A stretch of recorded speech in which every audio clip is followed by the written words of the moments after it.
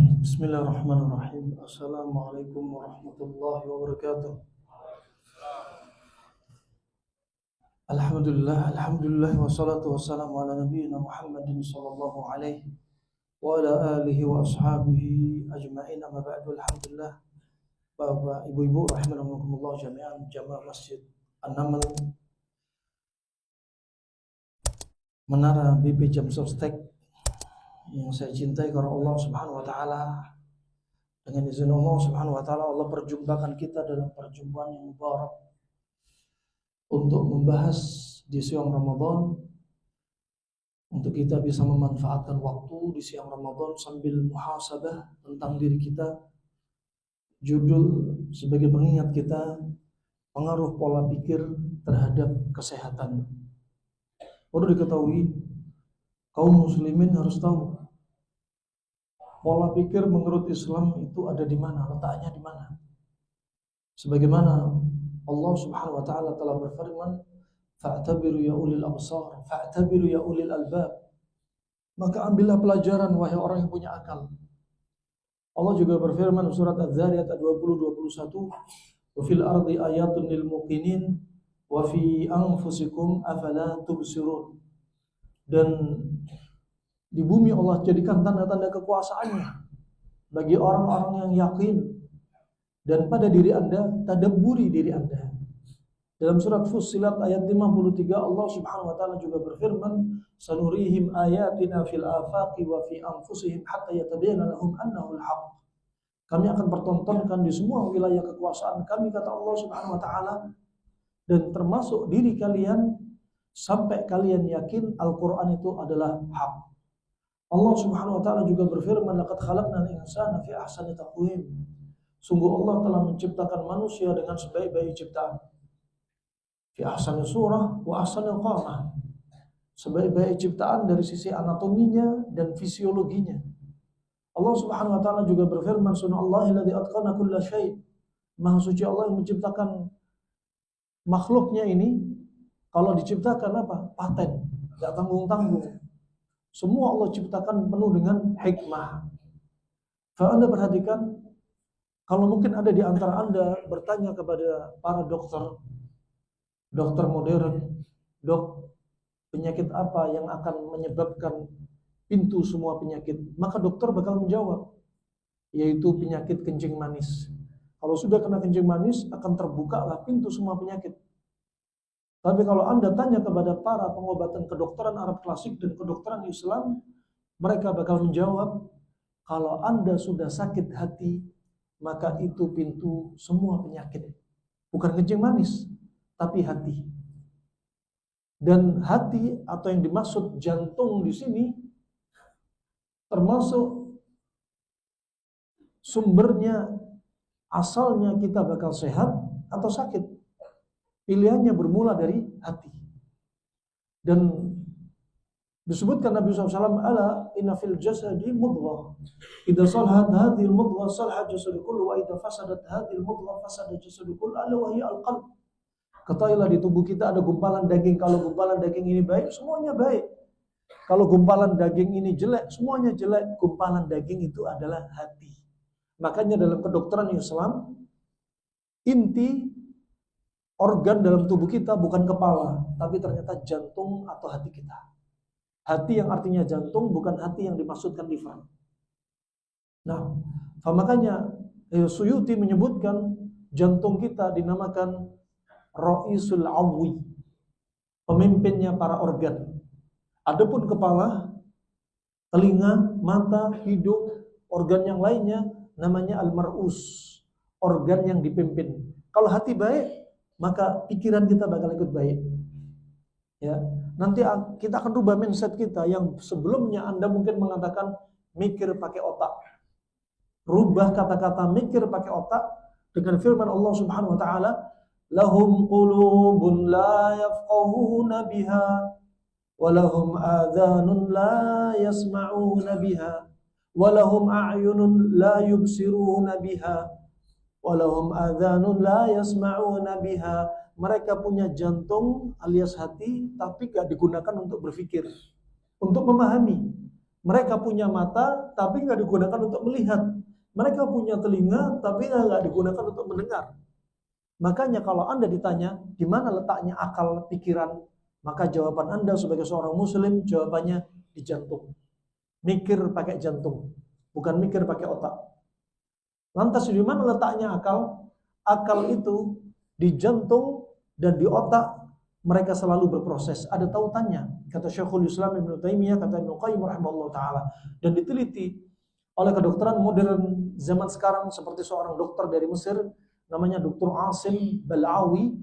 Dia menyebutkan bahwasanya ketika melalui penelitian magnetis ternyata daya pikir di jantung 60 kali lipat daripada daya pikir di otak kita.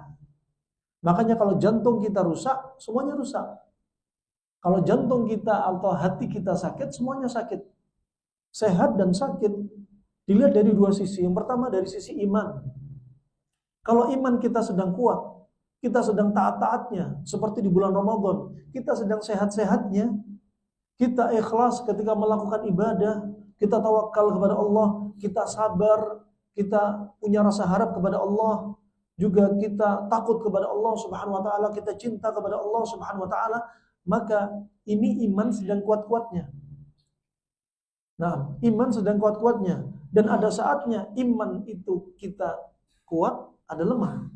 Dan Allah berfirman, Subhanalladzi khalaqal azwaja kullaha mimma tunbitul ardh wa min anfusihim wa mimma la ya'lamun. Maha suci Allah menciptakan segala sesuatu berpasang-pasangan, semuanya berpasang-pasangan, termasuk tumbuh-tumbuhan, tanaman, termasuk manusia, termasuk segala sesuatu yang Anda nggak ketahui. Kalau ada orang yang bilang dengan sombongnya, dia bilang, tunjukkan kepada kami bahwa amebia berpasangan. Tunjukkan kepada kami bahwasanya cacing kalau dipotong dia beruas-uas bisa tumbuh lagi. Pasangan dari mana? Jawabannya wa mimma la ya'lamun. Dan yang kalian nggak tahu, Allah Maha tahu bahwa semuanya berpasang-pasangan. Termasuk ada saatnya iman kita kuat, iman kita lemah. Ada saatnya kita sehat, ada saatnya sakit. Demikian ada surga, ada neraka, ada langit, ada bumi, ada matahari, ada bulan. Ada maksiat, ada taubat, ada syirik, ada tauhid, ada sunnah, ada pembenci sunnah. Demikian pula jantung juga berpasang-pasangan. Ada jantung fungsinya, ada natrium, ada kalium. Harus seimbang. Begitu pula hormon. Kalau Anda gampang marah, sedih, panik, maka hormon kortisol bakal naik. Insulin, kortisol, adrenalin bakal naik. Sehingga apa? Tensi ikut naik. Susah tidur. Kemudian yang harusnya habis isya keluar hormon serotonin, keluarnya kortisol, adrenalin, jadinya susah tidur. Keluarlah histamin, histamin naik. Kalau sudah keluar histamin, gara-gara sedih Anda, marah Anda, paniknya Anda, sekujur tubuh Anda bakal mengalami pegelinu. Kemudian setelah ini naik, apa yang terjadi? Dopamin turun. Satu naik, ini turun. Ini menunjukkan konsep berpasangan, walaupun pada hormon kita. Kalau sudah endorfin turun, dopamin turun, apa yang terjadi? Anda bakal sedih gara-gara yang ini naik. Ya. Kemudian apa yang terjadi? Insulin turun. Kalau sudah insulin turun, gula dalam darah naik. Kalau gula dalam darah naik, apa yang terjadi? Terjadilah kencing manis, diabetes. Kemudian apa yang terjadi berikutnya? Terjadilah katarak diabetik. Kedua mata Anda bakal putih, ngeblur, kena katarak. Jadi, bahkan ada kencing manis gara-gara sedih. Jangan bayangkan kencing manis hanya gara-gara apa? Makan, minum. Tapi ada kencing manis gara-gara sedih. Ya, berapa banyak kaum lelaki kena kencing manis sampai cuci darah bukan gara-gara makanan. Padahal makanannya top, disiplin, menjaga dari makanan yang membahayakan diri dia. Puasa Senin Kemisnya Masya Allah. Ternyata kena kencing manis sampai cuci darah gara-gara apa? Stres sama istrinya. Nah, tadaburi. Ternyata bukan hanya gara-gara makanan. Pikiran berdampak. Anda tadaburi kisahnya Nabi Yaqub alaihissalam ketika Allah Subhanahu wa taala berfirman, "Wa biyaddat 'ainahu minal huzni fahuwa kadhim." Dan kedua mata Nabi Yaqub buta, memutih karena apa? Marah, sedih, dan panik. Marah kepada saudara Nabi Yusuf,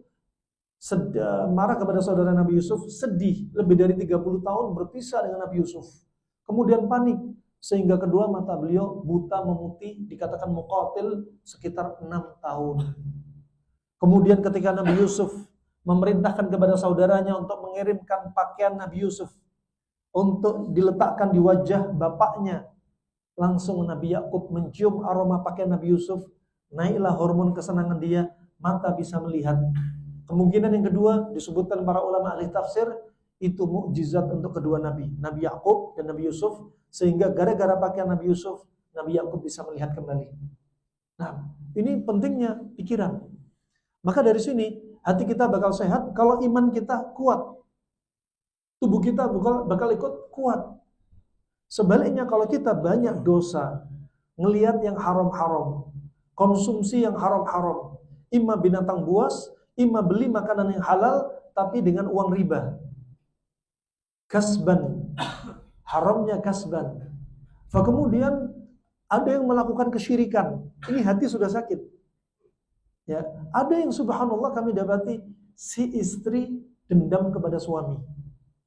Si istri bentakin suami, nyakitin suami dengan lisan, dengan chattingan, dengan matanya. Ya, dianggap perkara enteng, remeh. Padahal Nabi bersabda, bagaimana bidadari, calon bidadari Anda di langit ketika Anda disakiti istri Anda? Kata para bidadari, qatalakillah, semoga kalian dibinasakan Allah wahai istri-istri di dunia. Fa innahu dakhilun, suamimu itu hanya seperti tamu. Yushiku ayufariqaka ilaina, sebentar lagi suamimu akan berjumpa dengan kami para bidadari. Bayangin. Nah, wah, tamu sebagaimana tamu, suami Anda wahai kaum ibu-ibu hanya ketok pintu, padahal dia bikinin rumah untuk Anda, nyiapin pakaian untuk Anda, perhiasan untuk Anda, kendaraan untuk Anda. Tapi subhanallah, ini lisan gak bisa dijaga, hati gak bisa dijaga, tangan gak bisa dijaga, ya. Dan chattingan dari HP-nya nyakiti hati suami, sampai suami sakit. Bayangin, dia hanya seperti tamu, ketok pintu, minum sebentar, ngobrol bentar, numpang kamar mandi, kemudian dia pamit pulang. Demikian suami Anda bakal cepat pergi daripada Anda. Wanita subhanallah sering sakit. Sakitnya gara-gara apa? Gara-gara hati. Kalau Anda lihat banyak orang kena kanker, yang sering kena kanker laki apa wanita? Laki apa wanita? Wanita. Ternyata bukan gara-gara faktor oksidan, ternyata gara-gara apa? Hatinya yang beracun, bukan pembuluh darahnya yang kotor. Bukan banyak selnya yang mati gara-gara oksidan. Ternyata apa? Gara-gara dendam atau sedih. Ini dua-duanya ekstrem kanan, ekstrem kiri akan menyebabkan apa? Dia digerogoti sendiri oleh perasaannya. Nah, demikian wanita. Disebutkan Nabi SAW, kaum wanita seperti apa? Kal qawair, seperti gelas-gelas kaca. Hatinya lembut, fisiknya juga lemah. Hatinya juga lemah. Dia gampang marah, dia gampang baper. Nah, disebutkan juga Nabi SAW bahwasanya wanita apa? Naqas akal wa din, agama dan akalnya lebih lemah dibanding kaum lelaki. Nah, demikian juga tabiatnya dia. Di antaranya Anda lihat, tak heran kalau banyak orang bilang kaum wanita ini sebagai ahli sejarah. Kalau suaminya punya salah, diingat-ingat terus. Itu yang bikin mereka sakit. Mereka menjerumuskan diri pada penyakit. Nah, dari dua hal ini penyakit hati, imma di sisi lihat dari sisi iman, imma dari sisi perasaan. Iman, ingat, kalau kita banyak makan uang haram, kita melakukan dosa, melakukan maksiat, melakukan kesyirikan, Allah akan beri kita, Allah akan kasih coba kita dengan penyakit. Penyakit itu sebagai apa? Penggugur dosa kita. Gara-gara apa? Gara-gara iman kita yang berpenyakit, kita melakukan dosa. Berapa banyak orang makan uang haram, akhirnya anak istri sakit. Makan uang haram, si perempuan yang kerja di kantor, yang hasilnya uangnya uang haram, keguguran berulang-ulang. Ada orang yang diantaranya melakukan kesyirikan, nyembelih ayam cemani untuk ritual ganti nama, langsung anaknya jantungnya bocor. Dipikir itu murni medis, ternyata dampak dari kesyirikan. Ada yang kami dapati, ada anak usia 18 tahun, jantungnya di sebelah kanan, bukan di kiri. Ternyata efek dari makanan haram yang disuguhkan oleh bapaknya dan kakek dari anak ini ternyata punya ilmu kebal. Nah, Kenapa nggak kita lihat urusan dosa? Selama kita sakit, kadang kita terfokus kepada apa? Terfokus kepada apa?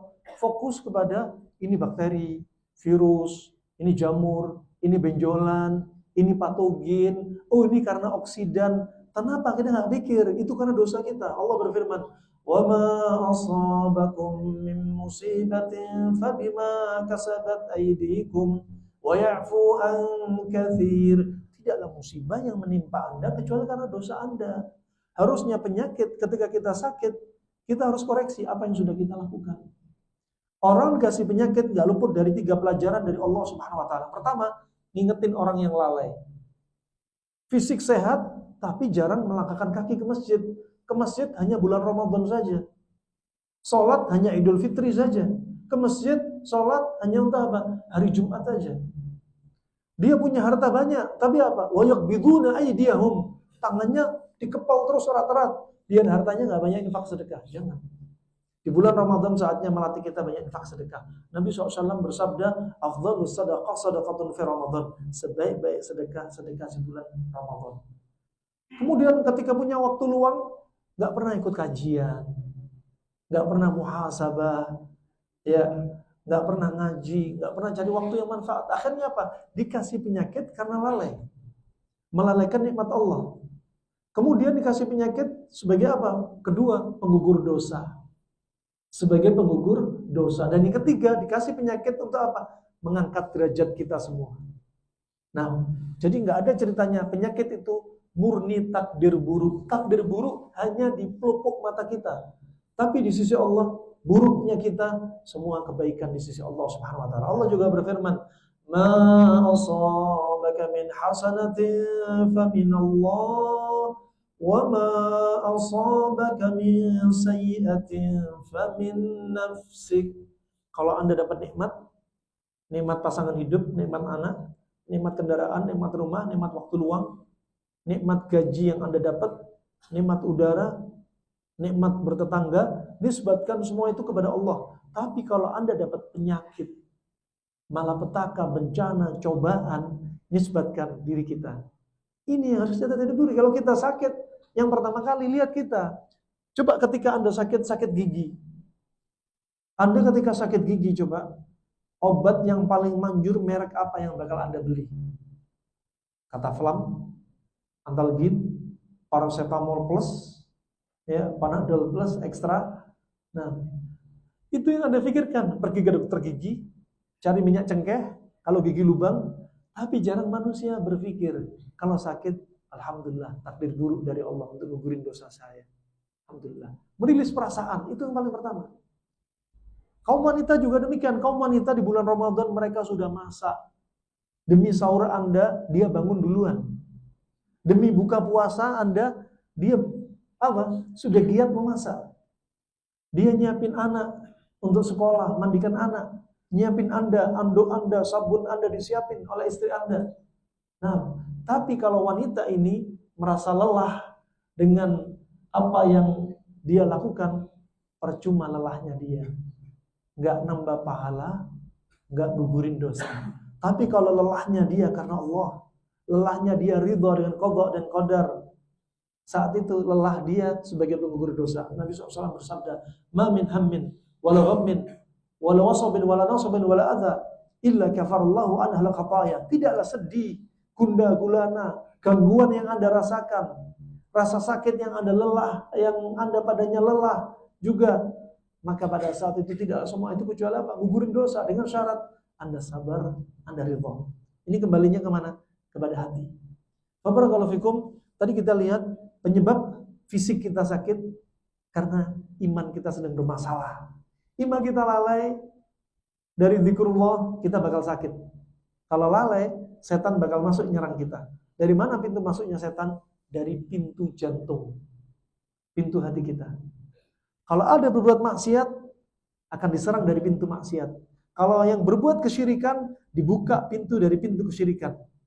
Ini dari sisi iman.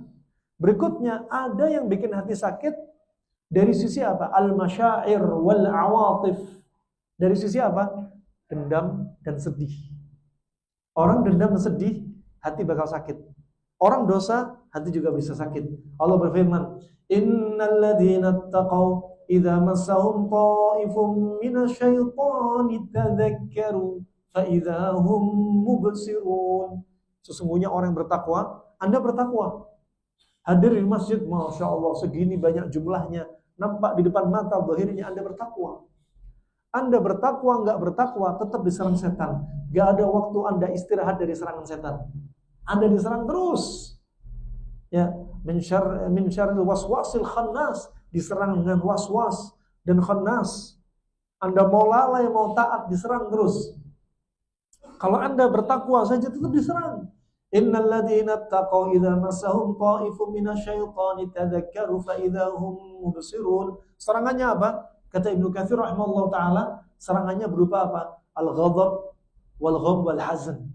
Anda bakal diserang dengan apa? Amarah, juga sedih, gundah gulana. Kalau Anda marah, Anda bakal cepat wafat.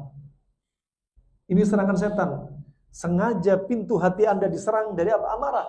Kalau Anda marah, gampang marah kepada pasangan, gampang marah kepada anak mertua, gampang suudzon dengan tetangga, dengan teman, Anda bakal cepat apa? Cepat wafat. Allah berfirman, "Qul mutu bi ghaidzikum." Katakan wahai Muhammad, matilah kalian gara-gara amarah kalian. Aslinya konteks ini untuk ahlul kitab, Yahudi, Nasrani, munafik. Tapi apa? Pelajaran untuk kita juga sebagai seorang muslim. Kalau kita gampang marah, kita bakal cepat mati. Sebelum mati, bakal dimunculin penyakit. Orang yang gampang marah, penyakit yang muncul dari kepala, rambut sering beruban. Turun ke bawah, kalau kena darah tinggi, pecah pembuluh darah di otak. Turun ke bawah, kena hipertiroid, kanker tiroid.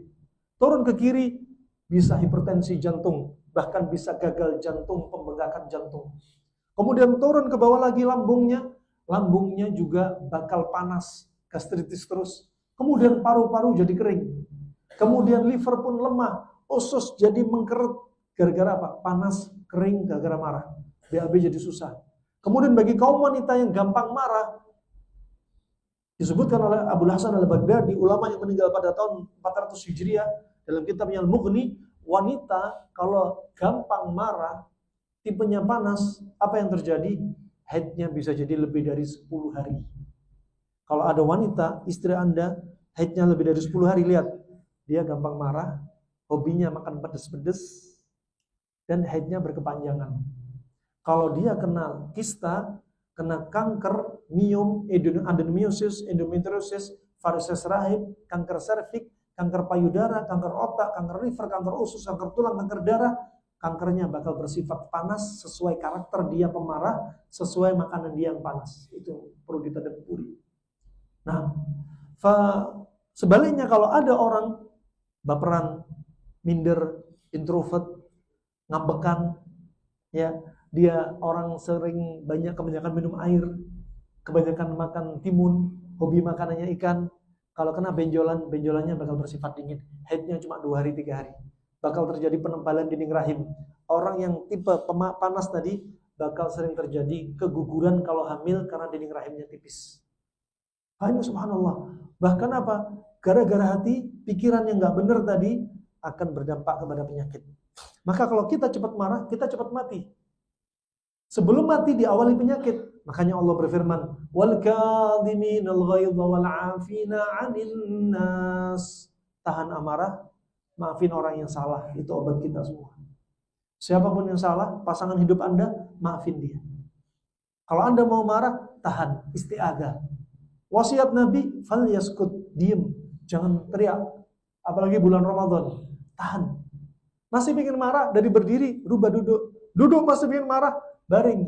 Masih ingin marah, wudhu, lanjut, sholat. Itu terapinya. Marah itu bukan dilampiasin. Sebagian dalil yang salah, kaum wanita mengatakan, Ustaz, kalau saya punya amarah dengan suami, kalau saya ledakkan, hati ini puas. Salah. Anda ledakkan kepada suami, Anda dosa. Sampai Nabi sebutkan tadi, bidadari aja mendoakan kebinasaan untuk kaum wanita. Berikutnya Nabi bersabda, seandainya aku boleh memerintahkan seseorang untuk bersujud kepada orang lain, diperbolehkan oleh Allah, aku akan memerintah, yang pertama kali aku perintah wanita bersujud kepada suaminya. Kalau Anda marah, terus gimana? Berarti Anda berani sama suami. Tapi anak lega, Tat. Salah. Ya, berarti gimana, Tat? Berarti apa? Tahan amarah, maafin suami Anda. Anda mendem, salah juga. Kalau Anda mendem, sama. Bakal timbul penyakit dari ringannya, susah tidurnya, psikosomatiknya, sampai ujungnya imma penyakit gila, imma berdampak kepada cancer. Nah, Anda tadaburi sesekali Anda jalan-jalan, jangan di puncak terus. Jangan di Ciwidey terus. Sekali-kali masuk, ajak istri Anda jalan-jalan ke rumah sakit Darmais. Ini kanker payudara, ini kanker otak. Kanker payudara diangkat sebelah kiri, pindah ke kanan.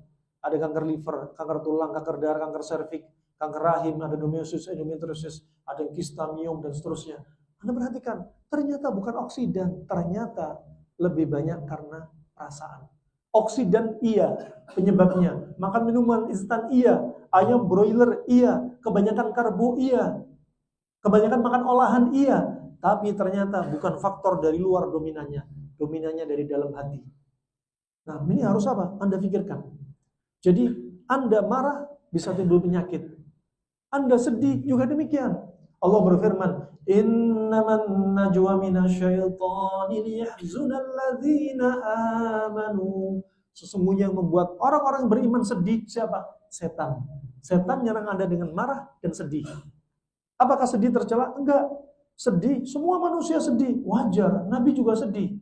Tapi sedihnya Nabi cepat merilis perasaan. Nabi ketika sedih, apa kata Nabi SAW? Ya Bilal, aqimis sholah, arihna biha. Ya Bilal, tegakkan sholat. Kita tenang kalau, hati ini tenang kalau kita sholat. Nabi baca Al-Quran juga. Ala bidzikrillahi tatma'innul qulub. Bukankah yang dikir kepada Allah hati Anda tenang? Di bulan Ramadan Anda banyak Al-Quran dibaca. Kenapa mata Anda berjam-jam kuat, berjus-jus, 1 hari 1 sampai 3 juz kuat, Anda duduk kuat, di bulan Ramadan saja. Tapi di luar Ramadan, kenapa Anda gak sekuat bulan Ramadan? Satu, penyebabnya karena iman Anda sedang kuat. Karena Anda tahu keutamaan baca Al-Quran bulan Ramadan. Imam Syafi'i khatam 1 bulan di bulan Ramadan 60 kali khatam. Imam Bukhari 40 kali khatam. Sulaim bin Itam 1 bulan khatam 120 kali. Utsman bin Affan sholat di depan Ka'bah khatam dalam sekali sholat. Sekali sholat langsung khatam 30 juz. Nah, kenapa enteng semua? Iman kuat, kemudian apa? Kita gak banyak makan, gak banyak minum. Ternyata kalau kita banyak dosa, Al-Quran bakal kita jauhi. Kalau kita banyak dosa, sholat malam bakal kita gak bisa tegakkan. Kalau kita banyak dosa, lihat Al-Quran jadi musuh kita. Kalau kita banyak makan, kata Ibnu Qayyim, organ tubuh ini bakal didorong untuk melakukan maksiat. Kalau kita banyak makan, organ tubuh ini berat untuk mendatangi ketaatan Allah. Dan ini di bulan Ramadan, mata Anda enteng baca Al-Quran. Anda duduk lama, kuat. Anda sholat tarawih, kuat. Anda infak sedekah, hati ini gak merasa berat, gak merasa bakhil, kikir, pelit, medit, enggak. Tapi bermudah-mudahan untuk infak sedekah. Kenapa? Semua itu terjadi di bulan Ramadan karena kita sedang iman kuat, gak banyak makan, gak banyak minum. Rahimakumullah jami'an. Demikian. Kemudian ini dari pintu perasaan. Setan masuk ke jantung kita. Kemudian dari pintu dosa juga demikian. Allah berfirman, "Kalla bal rana ala qulubihim ma kanu yaksibun." Sekali-kali tidak. Hati mereka bakal teracuni, hati mereka bakal kotor gara-gara dosa mereka.